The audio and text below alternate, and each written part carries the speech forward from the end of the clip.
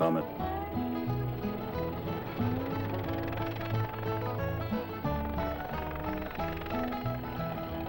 Welcome. Welcome. Howdy. Well, now, ain't that handy? That, Paul? Way the road takes a bend in here, runs right by the front door. No, Mr. Clampett, this is your driveway. It goes with the house. Is this thing a house? Oh, yes, indeed. It was built by John Barrymore, one of our finest actors. Pretty fair stonemason, too. Hey, Jed! This here is dandy soil. Fine, Granny. We'll commence plowing tomorrow. But this is Beverly Hills. Dirt is dirt. Yes, I know, but why don't we look around inside, eh?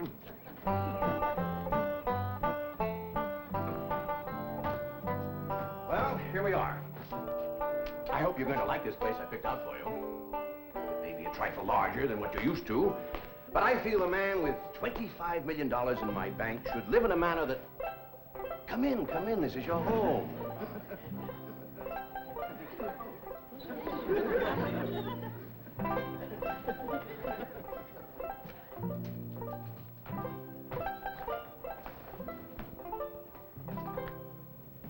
As I say, it may be a bit more than you're used to, but I'm sure you'll be comfortable. Now, my secretary will be over right away to help you with the hiring of servants or whatever problems you may have. She's a very efficient girl, Miss Hathaway. Jed? Jed? Jed? You and Jethro fetching my stove so I can get some victuals to cooking? Oh, you have a beautiful stove. Thank you. Fetch it in, Jed. You scare up some wood, Elly. No, I mean you have a stove already installed in the kitchen. Where's that? I'll show you. Excuse us.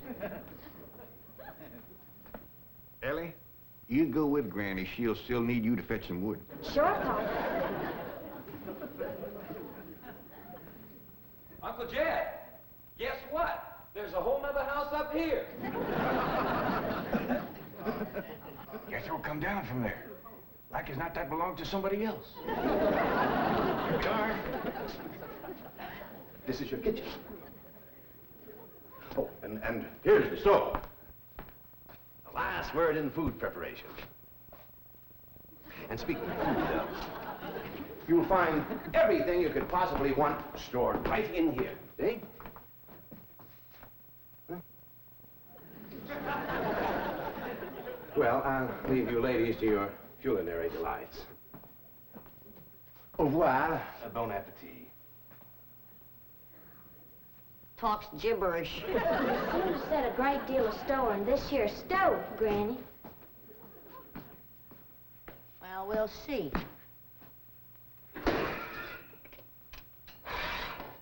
Elly, you run out and fetch some wood. I'll get a fire to going in here and we'll see. Jethro, I hope it's all right for you to be missing school. Oh, sure, Uncle Jed. They ain't straight in the 5th grade. You in the 5th grade already? Starting this year. It don't seem like no time at all since I went with your ma to get you started in the 1st grade. You was 6 years old. No bigger than that.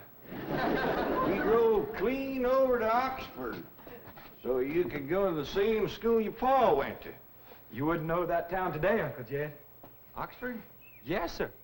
Well, that town has growed and spread out and built up and just kept getting bigger and bigger. Where today, why, I bet you there must be at least 3 or 4 dozen people living there. A place like that's all right to visit, but I wouldn't want to live there. Can I be of any assistance? No, thank you, Mr. Drysdale. We were just talking about Jethro here getting back to school. Oh, well, we have some excellent educational facilities out here, Mr. Clampett. Where do you go to school, Jethro? Oxford. Oxford. Yeah, you see, Jethro's ma, that's my cousin Pearl. She married an Oxford man, so naturally Jethro, he goes to school there, too. I'm the champion crawdad eater. At Oxford? Jethro put away 3 buckets of crawdads. 4. And he's learned to cipher and everything. Cipher some for Mr. Drysdale. 1 and 1's 2. 2 and 2's 4. 4 and 4's 8.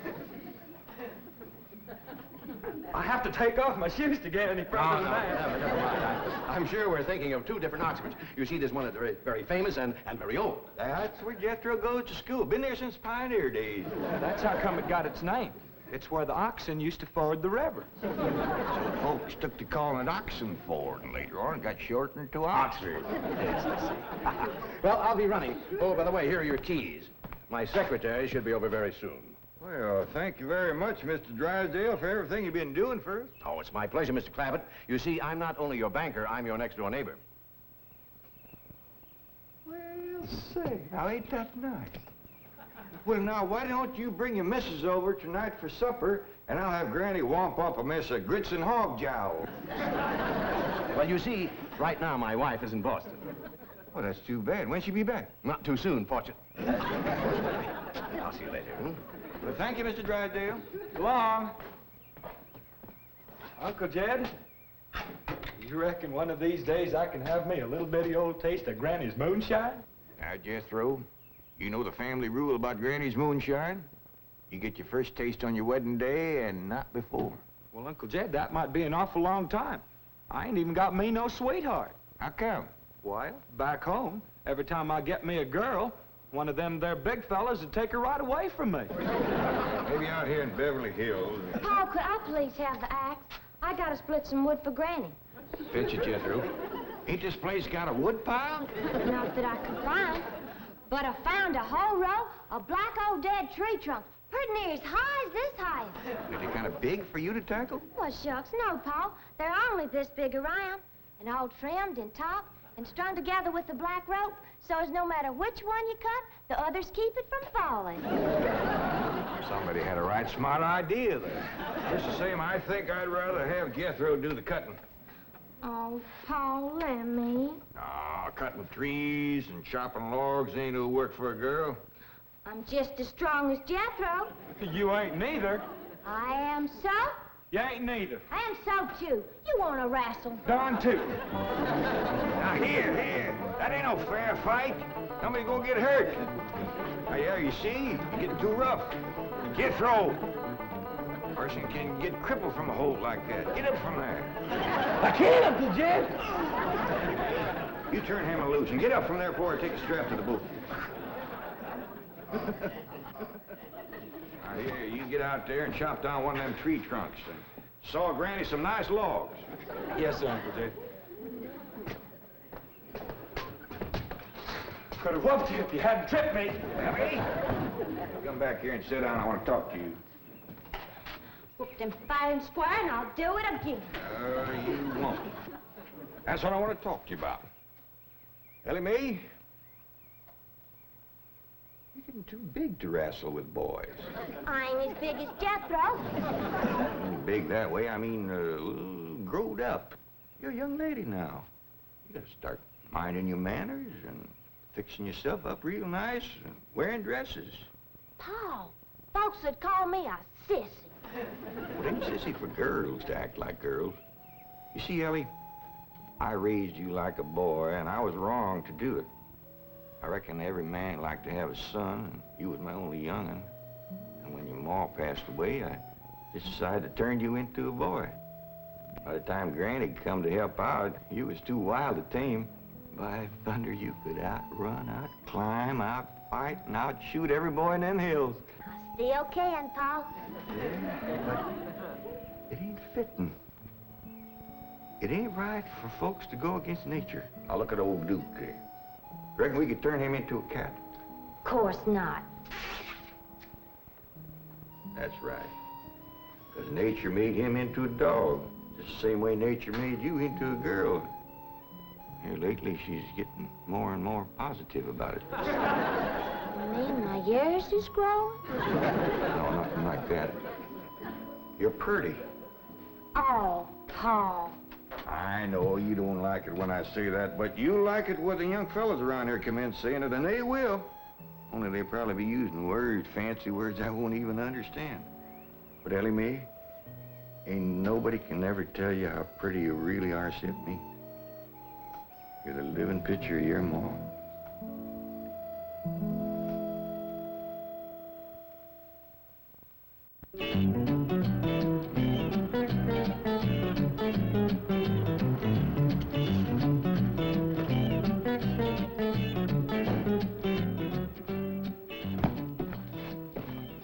still here? I thought you were going up to the Clampett estate. I didn't think it prudent for us both to be absent simultaneously. In the event of crises... The only crises you have to worry about right now is keeping Mr. J.D. Clampett happy. Now get up there. Tell me, how did you like the flamingos? What flamingos?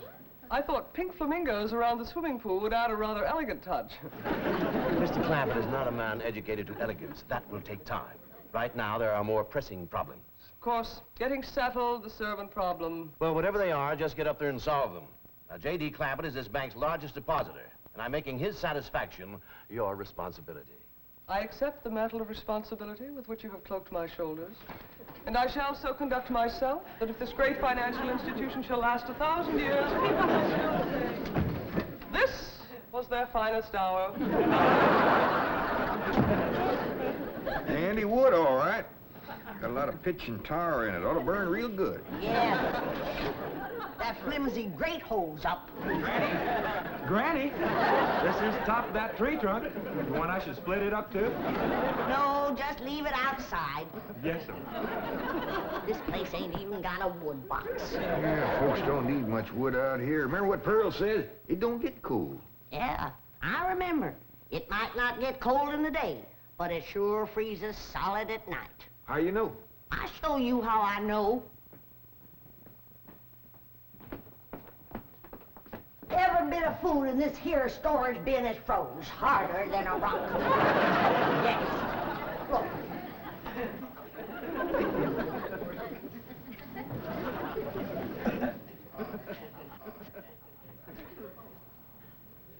Mighty thin-skinned hog.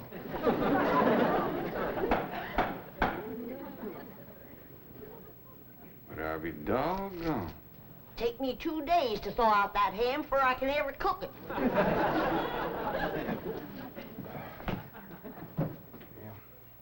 People ought to know better than store food up against the north wall. Tomorrow we'll dig us a root cellar and we put all this stuff in it. Jethro, go on out there and catch us a chicken. Okay, Uncle Jed. How you know we got chickens? Place this size is bound to have chickens. They ain't all frozen.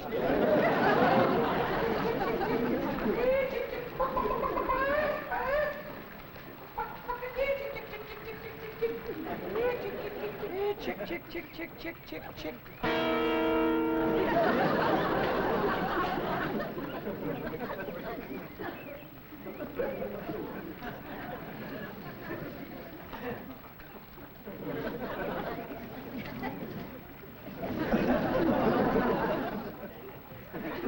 I keep a chicken. Here's that bucket. You want it? You take it, Ellie. See if you can find a creek. I gotta have some water. You want a pump on this place? It ain't even got a well. Uncle Jed, Uncle Jed. Yeah, boy. Did you find a chicken? I found something. I ain't sure if it's a chicken, a goose, a duck, or what. Where is it? I couldn't catch it. That thing can outrun a jackrabbit. There ain't no goose or duck. Must be a chicken. If it is, Ma was right about things growing bigger out here. That thing was this high. Chicken? Ah, Jethro. Honest, it's got legs this long. Gibby's on the drumstick. Drumstick ain't much. Whoever gets that neck is eating from now on. Commences here and runs plumb up to here. Jethro, you ain't forgot what I said about Granny's jug of liquor. I ain't been at Granny's jug. You have your in first. Honest, cross my heart. Where'd you see this chicken? Down by the cement pond. Cement pond. Uncle Jed, that pond is the fanciest thing you ever did see. Why, they are steps, so's the cattle can walk right down into it and get a drink. And up at one end, there's a lady standing there made out of rock. And she's a-pouring water out of a jar right into that cement pond. Oh. Well, that's how come that big old pink chicken to get away from me. Flew right over the top of that there rock lady, landed in that pond, and swam like an otter. Just flapping them big old pink wings and hollering. What color did you say that chicken was? Skink. Ain't I told you that stuff would stunt your growth? Miss Granny, I didn't touch a drop. You and me is going to the woodshed. Jethro, you swear to be telling the truth? So help me, Jefferson Davis. Your hat off when you speak of the president. Granny, you ain't president no more. I'll have no Yankee talk in my kitchen. Jethro, you and me's going back out there and corner that chicken. Granny, you get your fire to going. Elly May, you sweep up out front and keep your eyes open for that Miss Hathaway. I'm counting on her to take you in hand and get you in the right kind of clothes. Come on. Chicken.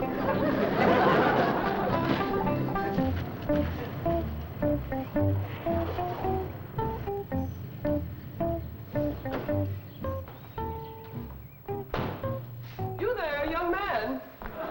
I ain't a young man, but I sure do thank you for thinking so. Good heavens, you're a girl. Yeah. I'm Jane Hathaway, executive secretary to Mr. Drysdale. And you, I take it, are a domestic of some sort? Cleaning girl, housemaid? Just what are your duties with Mr. Clampett? Well, he sent me out here to sweep up, but he said you'd take me in hand and get me in the right kind of clothes and everything. Indeed, I shall. We have a complete servant's wardrobe from chef to chauffeur. Come with me. What in the name of Thomas Chippendale is this? Has Mr. Clampett seen this disgraceful and unsightly mound of debris? Oh, yes, ma'am. This is all his. Oh, what charming antiques. Just like you said, Jethro, a rock lady pouring water into a cement pond. Yes, sir. And over there's where I seen that great big pink chicken. Only thing is, it don't sound like a chicken. It makes a kind of hollering noise.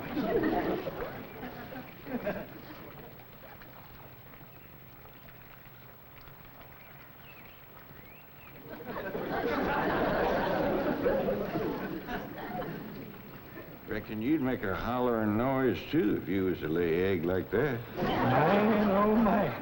That's what I call an egg. And you won't have to worry about food now. Wait till she cooks this.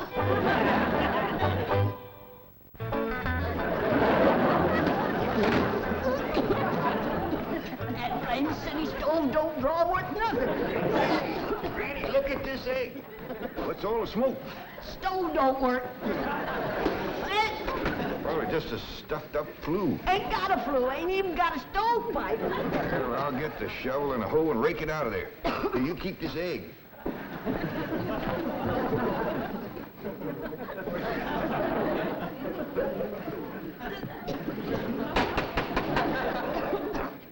Just like everything else out here.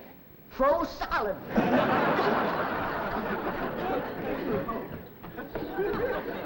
Really, my dear, you look quite charming. Well, I feel like a dead blamed fool. Oh. Just a moment. You stop now, I'll be right back. Oh, that was my Pa.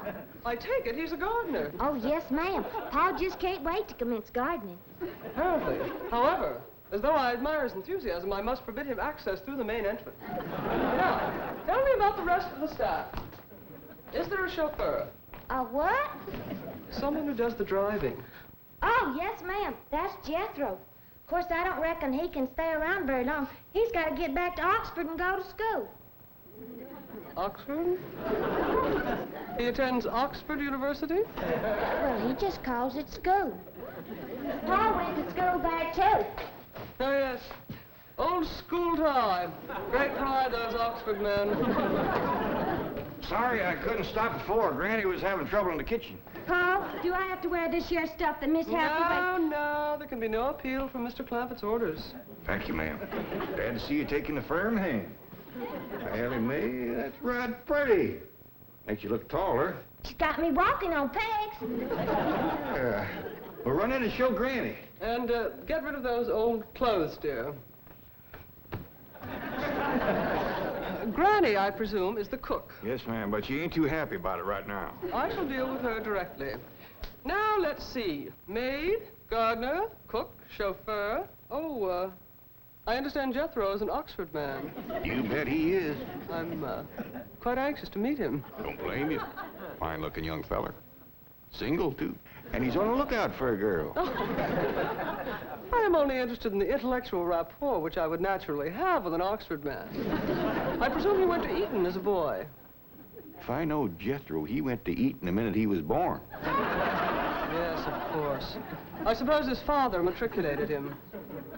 I kind of think maybe it was his ma. Oh, well, no matter. At any rate, he's an Eton man. That he is. Matter of fact, Jethro won the Eton championship. How marvelous. What was he champion of? Eton. Yes, I know. But what was it? Cricket? Oh, no, it was crawdad. I don't think even Jethro'd eat crickets. I was referring to the game of cricket. Jed, where's the axe? I'll bet you, Granny. You talk to Miss Hathaway.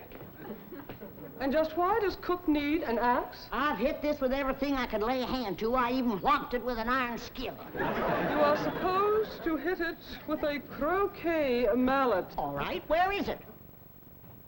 I don't think I'll tell you. There's a time for work and a time for play. Now then, what are we cooking for Mr. Clampett? Well, I don't know what you're cooking him, but if he wants any victuals for me, somebody better shoot a possum. Possum? You got a better idea? But of course, a nice big fluffy souffle. All right. You shoot it and you skin it. You don't even know what a souffle is. What kind of a cook are you? I'm a cook with a stove that don't draw, food that's froze solid, chickens that can't be caught, eggs that can't be broke, and a smart alecky city woman telling me my business. That's what kind of a cook I am. Mind your tongue, little woman. I can have your job. You sure can, and the sooner the better. Jethro's coming, and just wait till you see what he's got. Thank heaven. Now I can have an intelligent conversation. Look, Granny, I got that big chicken. I hope it ain't as tough as its egg. That is a flamingo. Oh, no, ma'am. That's my nephew, Jethro. Jethro, say hello to Miss Hathaway. Howdy, ma'am. Ain't this the ding dangest chicken you ever did see? You go to school at Oxford? Yes, ma'am. I'm in the 5th grade. Stop dragging and wring that chicken's neck. Elly May! No, stop, you barbarians. Don't harm one feather of that beautiful bird. I've taken just about as much as I'm going to take from you. Yeah, Granny. Elly, you get the fire going under the big kettle outdoors. Young lady, where is your maid's uniform? I ain't going away. Oh, yes, you are. No, I ain't. Oh, yes, you are, if I must subdue you forcefully. I wouldn't try that. Tried to tell you. I'll set on her, Elly. You get the fire to go. Now, here, Granny. Come on, let her up. Get off of her. You are discharged. All of you. Sacked. Fired. And all the most incompetent, insubordinate, belligerent group of domestics it has ever been my misfortune. Hathaway! Chief, you're just in time to help me take disciplinary action. You're fired. I've already told them. Not them, you. These people are the Clampetts. Clampett? Yes, that's right. Now go back to the office and pick up your severance pay. You are through. Now, Mr. Drysdale, hold on a spell. I reckon there's been a kind of a misunderstanding. But this little lady's been a right big help to us. Why, she fit in just like one of the family. Matter of fact, her and me is going out hunting. Ain't that right, Miss Hathaway? Yes, and... Yeah. Jethro, you can take that pink chicken back out to the cement pond. We're going out and shoot us a nice, big, fluffy souffle.